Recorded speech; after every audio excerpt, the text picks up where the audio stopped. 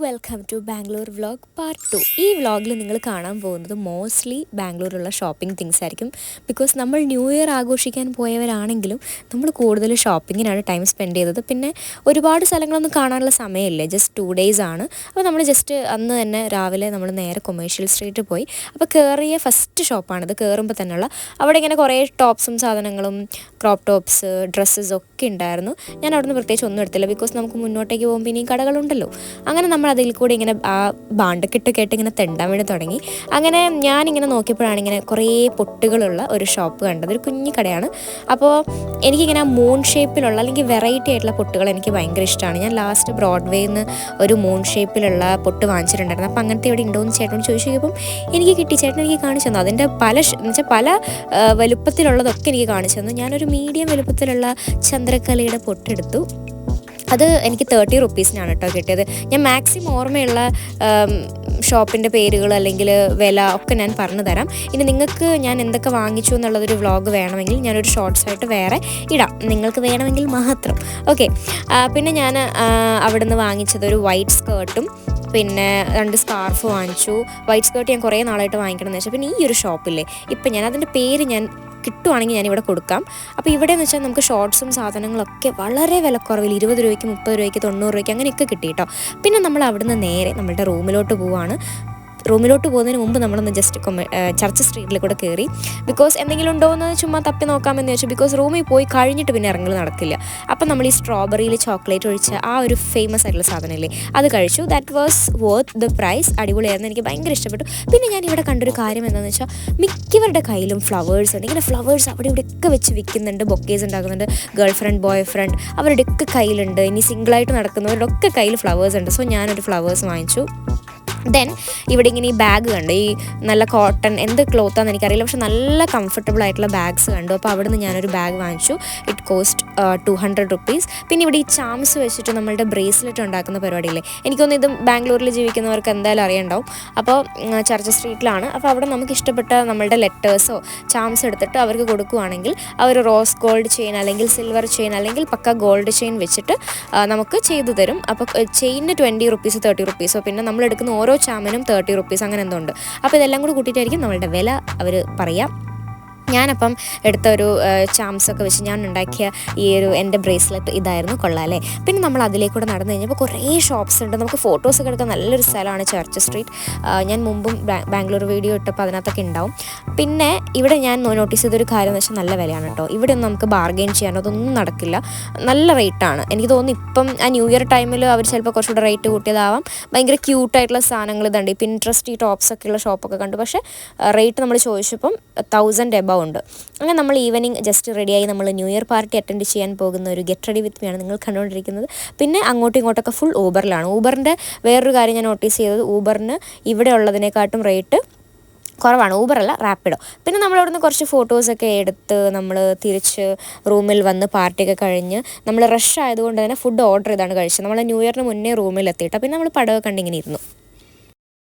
Good morning. ഞാൻ actually ഇന്നലെ വ്ളോഗൊക്കെ സെറ്റായിട്ട് എടുക്കണം എന്നൊക്കെ വിചാരിച്ചായിരുന്നു, പക്ഷേ അതിനുള്ള സമയം സാഹചര്യം ഒന്നും കിട്ടിയിട്ടുണ്ടായിരുന്നില്ല. അവരെ കുറച്ച് ക്ലിപ്സൊക്കെ അവിടെ എടുത്തിട്ടുണ്ട്.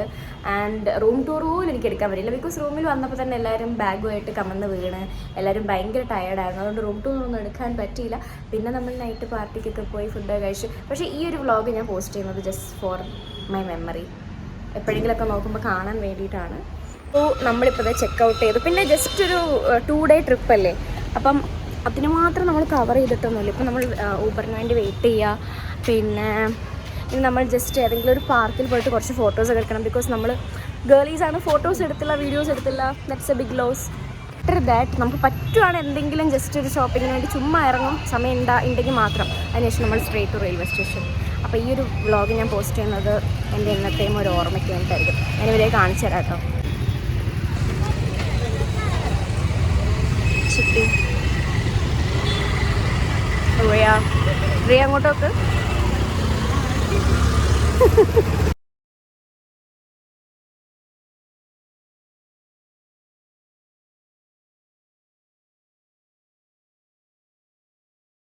കബോൺ പാർക്കിൻ്റെ ഫ്രണ്ടിലെത്തിയപ്പോഴാണ് നമ്മൾ വിചാരിച്ചതൊന്നും കഴിച്ചില്ലല്ലോ എന്ന്. അപ്പോൾ നമ്മൾ കഴിക്കാമല്ലോ എന്ന് വിചാരിച്ചാൽ നമ്മൾ പിന്നെയും റാപ്പിഡോ എടുത്ത് വേറൊരു സ്ഥലത്തോട്ട് പോയി. പക്ഷേ അത് വേഴ്സ്റ്റ് ഡിസിഷനായിരുന്നു കേട്ടോ.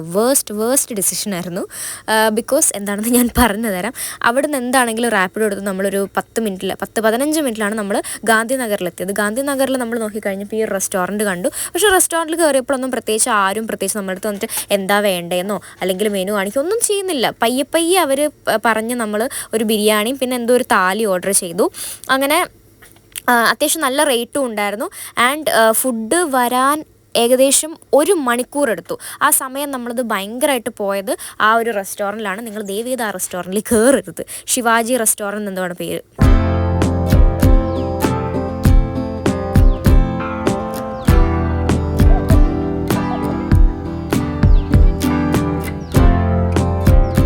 ഫോട്ടോസൊക്കെ എടുത്ത് we are going to the railway station.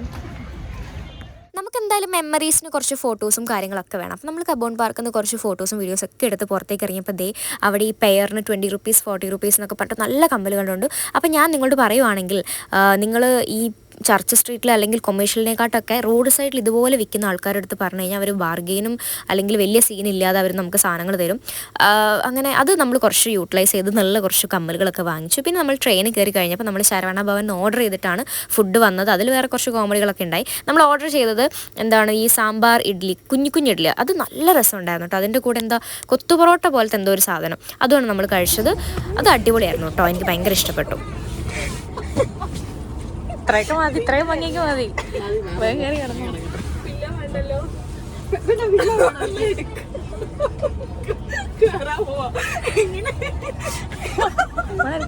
അഭ്യാസം അത് കറക്റ്റാണോ? അത് കൊളുത്തിയത് കറക്റ്റാണോ? എന്നെ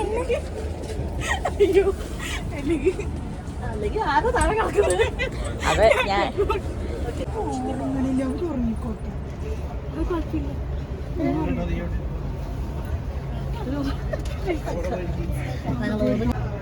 അറിയാ. നീ അവിടെ നിക്കേ, അതിങ്ങനെ തലയിൽ കൂടി ഇട്. എന്നിട്ട് അവിടെ നിന്നോ. ആ ആന്റി കിടക്കുന്നില്ലെങ്കിൽ നീ താഴെ കിടന്നോ. അല്ല ആന്റി ഇപ്പൊ കിടക്കുന്നുണ്ടോ? ഇല്ലേ. പ്ലാൻ ചെയ്തിട്ടും നടക്കാതെ പോയ ഒരുപാട് ട്രിപ്പുകൾ നിങ്ങളുടെ ലൈഫിലും എൻ്റെ ലൈഫിലും ഉണ്ട്. അപ്പോൾ എല്ലാവരുടെയും സമയവും സന്ദർഭവും സാഹചര്യമൊക്കെ നോക്കിക്കഴിഞ്ഞ് ഇതൊന്നും ഒരിക്കലും നടക്കാൻ പോകുന്നില്ല. വരാൻ വില്ലിങ് ആണോ നിങ്ങളുടെ അതേ സെയിം മൈൻഡ് സെറ്റൊക്കെ ആണെങ്കിൽ just go for it guys. And I am winding up my vlog here. Don't forget to subscribe, like and comment.